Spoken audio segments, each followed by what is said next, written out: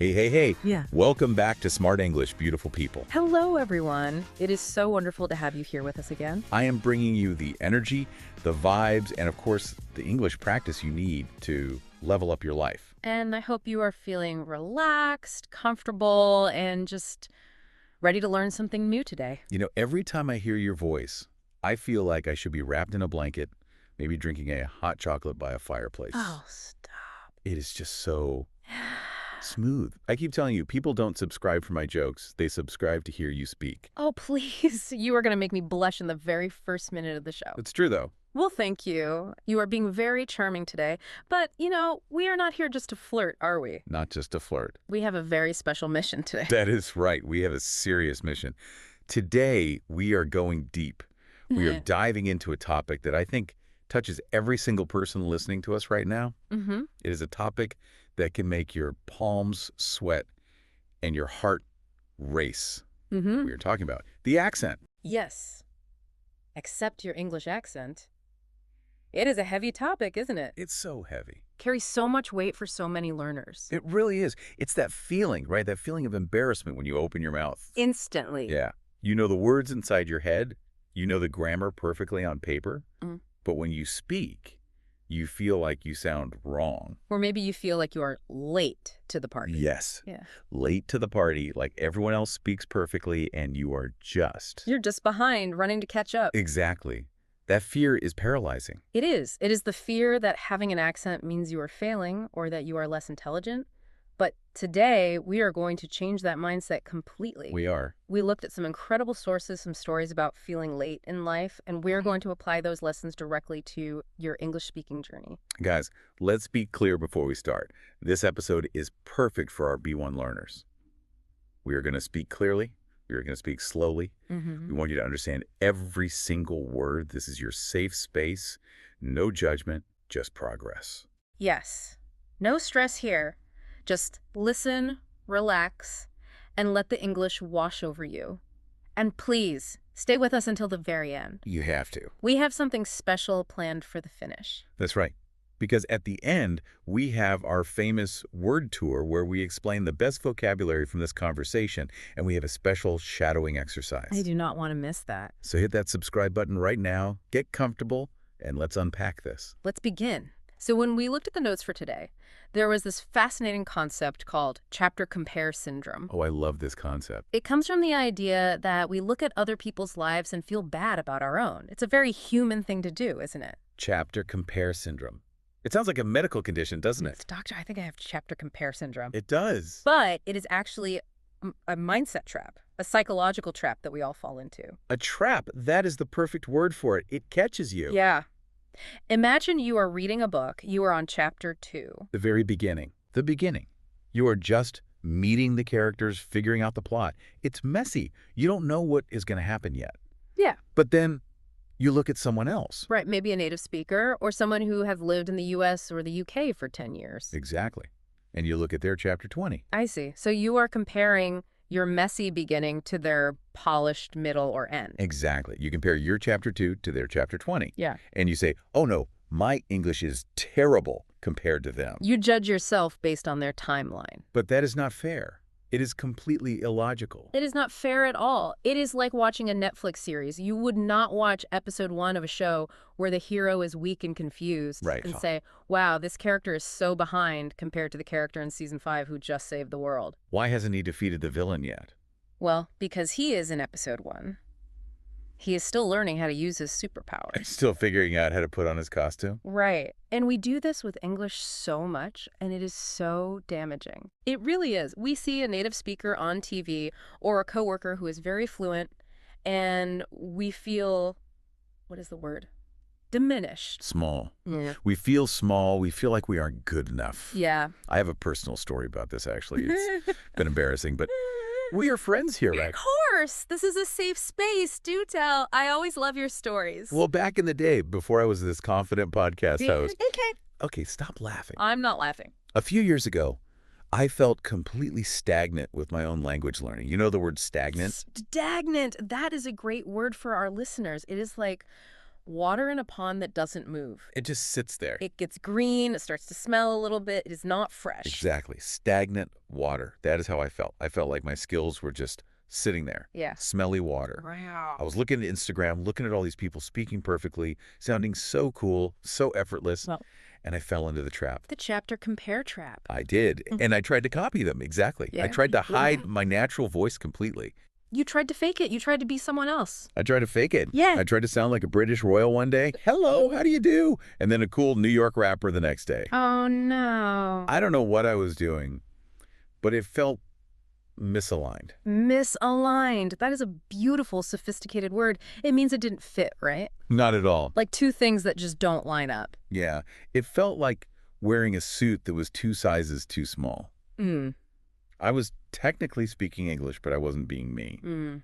I was so busy trying to sound like someone else, someone in chapter 20, that I forgot to enjoy my chapter 2.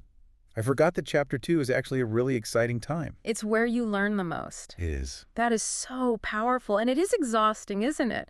Trying to be someone else is the most tiring thing in the world. It really is. It connects to that analogy from our source material about shoes. Do you remember that one? The shoes. Yes. That was a great image. Imagine trying to force your feet into shoes that you wore in high school. Your feet have grown. The shoes don't fit anymore. Not a chance. But you try to squeeze your feet inside. If you walk in them, you will suffer all day. You will be in pain. And the worst part is you will blame your feet. Right. You will say, my feet are wrong, my feet are bad. But your feet are fine. Exactly. Your feet are perfectly fine. The shoes are just misaligned. They are the wrong size. That is so deep. Yeah. So if you were listening right now and you were trying to force your voice into an accent that doesn't feel natural yet, You are wearing the wrong shoes. you are wearing the wrong shoes, you are blaming your mouth, you are blaming your tongue, but really, you just need to accept where you are. We have to accept our chapter 2. We have to accept that our shoes are different now. And that is okay. Now, you always sound so confident. Your voice is like liquid gold. Yeah. But did you ever have this feeling? Did you ever feel stuck or late or just not good enough? Oh, absolutely. I think everyone does, even teachers, Hmm. even experts. There was a time when I felt like my English and my career, honestly, was just frozen. Frozen, like ice, I wasn't moving forward. I felt like I was running on a treadmill. running, but going nowhere. Yes. And the problem was I was looking at what we call the highlight reel of other people. The highlight reel, that is a very specific term from social media. Let's unpack that for everyone. A highlight reel is like the best moments of a movie. It's the trailer, The good parts. the good parts. When you look at social media, Instagram, TikTok, or even when you listen to other people speak in business meetings, you are seeing their highlight reel. You are seeing their best moments. You see the vacation photos, the successful presentation, the perfect joke. You don't see the mistakes. That is so true. We don't see the 50 times they practiced that speech in the mirror before the meeting. Not at all. We don't see them looking up words in the dictionary 5 minutes before. We don't see them crying over grammar books at night. Exactly. We think their life is perfect. We think their English is magic. It's the classic idiom. The grass is always greener on the other side. Oh, classic idiom, the grass is always greener, meaning we think other people have it better than us. Right. We look at their lawn and say, wow, their grass is so green and perfect. My grass is brown. Yeah. But our source material reminds us of something very important. Sometimes the grass isn't greener. Sometimes it just has a better filter. Or better lighting. Or they painted it. Or better editing. They cut out the bad parts? Yes. Listeners, you have to understand this. Even native speakers mumble. Even native speakers make grammar mistakes. Oh, all the time. Even native speakers forget words. I forget words in my own language all the time. Sometimes I forget my own mother's name if I haven't had my coffee yet. Who are you again? Oh, right, Mom. See? It happens to everyone. But when we are learners, we judge ourselves so harshly. So hard. We treat every mistake like a crime. I realized that I needed to shift my focus. I asked myself, why am I trying to be perfect? What is perfection anyway? That is the question. Perfection is a trap. It's a destination that doesn't exist. It is. So I changed the question. Instead of asking, do I sound like a native? I started asking, does my voice connect with people? Ooh, that gave me chills. Does my voice connect? That is the goal, isn't it? It is. Connection, not perfection. Precisely. Think about it. If I order a coffee and the barista understands me and gives me the coffee, did I succeed? Yes. You got the caffeine. Victory. Exactly. If I tell a joke and you laugh, did I succeed? Yes. You made a connection. Then my accent is not a problem. My accent is just the flavor of my voice. It's a feature. It is not an error. It is a feature, not a bug. I love that. Your accent is the flavor. Some people like vanilla, some people like chocolate, some people like spicy chili. I like to think I am spicy chili. A little bit of heat. You're definitely spicy chili. But okay, let's get practical. We have talked about the feelings, the shame, the comparison trap, but we promised our beautiful listeners some real tools. How do we actually improve without going crazy? How do we move from chapter 2 to chapter 3? We have 3 practical tips for you today, and they are not just study more grammar. They're about how you live with the language. The first one is about mindset. It is called microactions. Microactions. I like the sound of that. It sounds scientific. Small actions. Very small. Tiny. The problem is that learners often think they need to change their whole voice overnight. Right. It is like the source material said, trying to change your whole life in 1 week. Oh, yeah. The New Year's resolution trap. We all know this one. On Monday, I will speak perfect English. I will go to the gym for 2 hours every day. I will eat only salads, and I will become a millionaire. And what happens by Tuesday? By Tuesday, you are tired, your legs hurt, you are hungry, and you are eating a pizza on the couch. You quit. You quit. Exactly. It is too much pressure. Your brain freezes. It rebels. So the solution is microactions. Give us a concrete example. How do we use this for our accent? Don't try to change your whole accent. Don't try to sound like an American movie star tomorrow. Just focus on clarity. Just clarity. And focus on one tiny thing, one sound. Just one sound. Yeah. Really? That seems too easy. It has to be easy. That is the point. For example, today, focus on the sound, you know, that tricky "th." See the sound. Think. Thought. Yeah. That. The one where you have to stick your tongue out a little bit. Yes. Don't worry about the vowels. Don't worry about the tongue. Yeah. Don't worry about intonation. Just tell yourself, today, every time I say a word with the, I will put my tongue between my teeth. That's it. That is your only job. That is manageable. That feels doable. I can do that. It is manageable. And here's the metaphor from the source. It is like turning a ship. You know, a big, giant cargo ship in the ocean. Yeah, huge. Heavy. You cannot turn a ship 90 degrees instantly. If you try, it will tip over. But if you turn the wheel just 1 degree. One tiny click? 1 tiny degree. It doesn't look like much. But if you hold that 1 degree, after a mile, you are in a different place. Right. After 10 miles, you are in a completely different ocean. I love that metaphor. 1 degree of change. So, listeners, don't try to fix everything. Pick one microaction. Maybe today it is just enunciating the ends of your words, just the final T or D. Exactly. Past tense, walked, talked. Just focus on that little T sound at the end. 1 small degree. It compounds over time. Okay, so that is the mindset. Microactions. 1 degree. But what about the emotion? What about the fear? Yeah. Because, let's be honest, speaking publicly or speaking to a native speaker is terrifying. It is like standing naked in a snowstorm. That is a very vivid image. A little cold, perhaps. Maybe a little. But yes, the anxiety is real. For many people, it feels like drowning. Drowning. That is the feeling. You can't breathe. Your brain goes blank. So what is our practical tip number 2? Tip number 2 is about emotional regulation. We call it keep your head above water. Keep your head above water. This Right. comes straight from our source material. I love this visual. When you are in a high-stress situation, maybe a job interview in English, or maybe you are at immigration at the airport and the officer is asking you questions. High pressure. Very high pressure. You are not trying to win a swimming race. No, you are not trying to win the Olympics. You are just trying not to drown. You are just trying to breathe. So we need to redefine success. In those moments, the goal isn't to sound like Shakespeare. Yeah. The goal isn't to be poetic. The goal is survival. Survival is success. That is the mantra. Survival is success. If you can just keep your head above water, if you can get your meaning across, Yeah. you have won. Yes. Can we give a real-life example? Let's role play a little bit. Okay, let's do it. Yeah. I'll be a scary hotel receptionist. You are the guest. Okay. I am tired. I just arrived. I am nervous about my English. In a fast, busy tone. Hello, welcome to the Grand Hotel. Do you have a reservation? I need your credit card for incidentals and your passport, please. Pause. Okay, in that moment, my heart is beating fast. Boom, boom, boom. If I try to say a long, perfect sentence, I will fail. For sure. So I just keep my head above water. I say, sorry. Say again. Simple. Or I just give the simple answer, yes, reservation. Name is Carol. And as the receptionist, I would say, okay, Miss Carol, here is your key. See? I got the key. I didn't use perfect grammar. I didn't use a fancy idiom, but I got the key. You survived? I kept my head above water. I didn't drown. And you know what? Once you realize you didn't drown, the fear gets a little smaller next time. Yes. Your brain realizes, hey, I'm safe. Exactly. You prove to your brain, see, I am safe. I spoke English and I didn't die. Didn't die. That is a great affirmation. It sounds funny, but it is true. We treat speaking English like a life or death situation. We do. Our prehistoric brain thinks we are going to be eaten by a lion if we make a mistake. Yeah. But it is just communication. So lower the bar. When you feel panic, switch to survival mode. Short sentences. Simple words. Just breathe. Just breathe. Okay, so we have micro actions for mindset. We have keeping your head above water for emotions. Now let's talk about practice. What happens when we make a mistake? Because mistakes are, well, they are going to happen. They are inevitable. And that leads us to practical tip number 3, bounce back. Bounce back, like a basketball.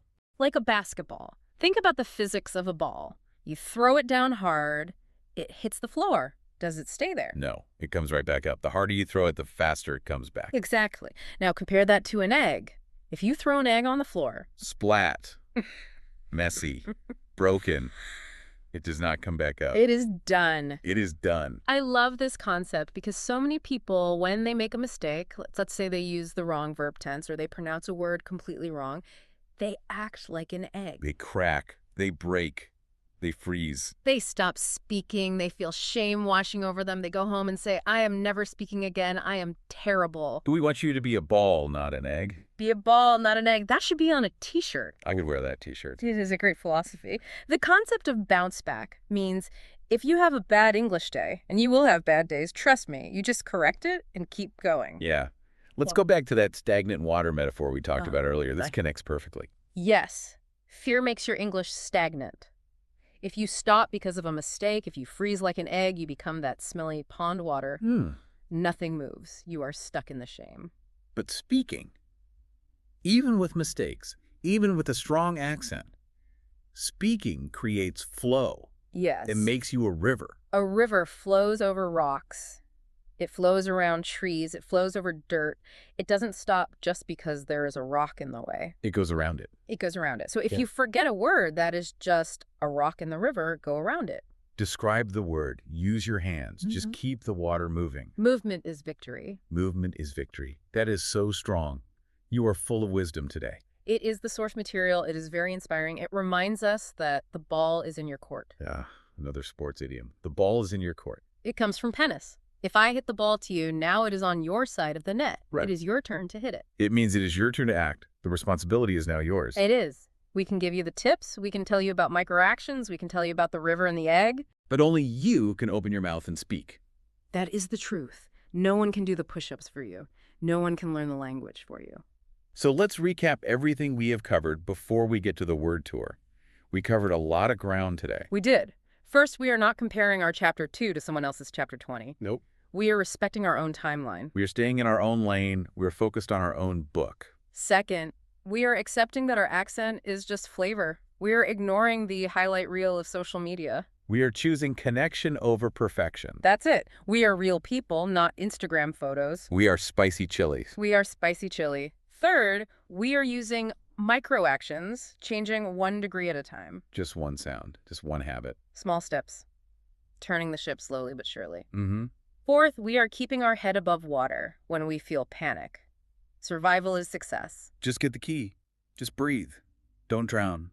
And finally, we're bouncing back like a ball, not breaking like an egg. Because we want to be a river, not a stagnant pond. Beautiful.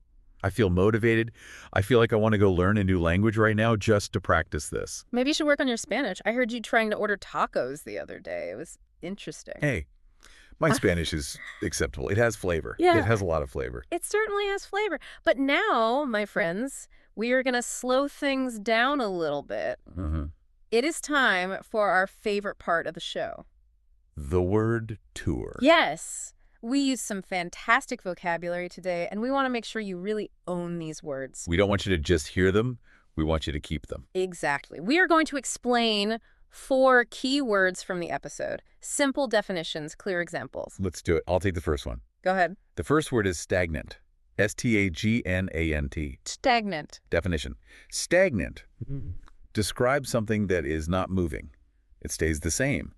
Usually, we use it for water or air that is not fresh and smells bad. Right. But we can use it for life, career, or skills. Great. Can you give us a context sentence? Sure, don't let your English confidence become stagnant.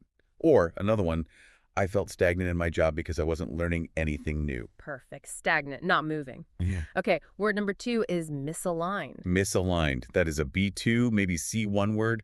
Very fancy. It is a strong word. Yeah. Definition. When two things don't fit together correctly, they are not in a straight line. Like the shoes we talked about. Exactly, like the shoes, or like tires on a car. Right. Context. Trying to fake an accent feels misaligned with who you are, or his goals were misaligned with the company's goals. It just doesn't fit. That's Got it. it. Okay. Word number 3. This is a powerful one. Inevitable. Inevitable. I love how that sounds. It flows off the tongue. It does. Definition. Certain to happen. You cannot stop it. Right. It is 100% going to happen. Like the sun coming up. Yes. Or like rain in London. That's a good one. Context. Making mistakes is inevitable, but stopping is a choice. Ooh, I like that. You cannot stop the mistakes. They Right. will happen. It is inevitable, so accept them. Very good. And let's do the idiom. Word number 4. In your court. Or the ball is in your court. Definition. It is your turn to act. The responsibility is now yours. Context. We taught you the lesson. Now the ball's in your court to speak. It's your move. Exactly. Okay, those are our words. Stagnant, misaligned, inevitable. In your court. I hope you guys were taking notes, but if Yeah. not, don't worry. You can just rewind and listen again. Shadow these definitions. Speaking of shadowing, go kiss everyone. Now we are going to do something very practical. It is time for shadowing. Yes, shadowing is the secret weapon of language learning. If you don't know what shadowing is, it is very simple. So simple. We say a sentence, you repeat it immediately. You copy our speed, our intonation, our emotion. Copy our flavor. Exactly. Copy the flavor. We will read 4 sentences. We will read them slowly with pauses. I want you to speak out loud. If you are on the bus, whisper it. If you're at home, shout it. Scare the cat. Ready? Let's go. I'll start. Sentence 1. Listen closely. Slowly, clearly. It is never too late to accept my voice. One more time.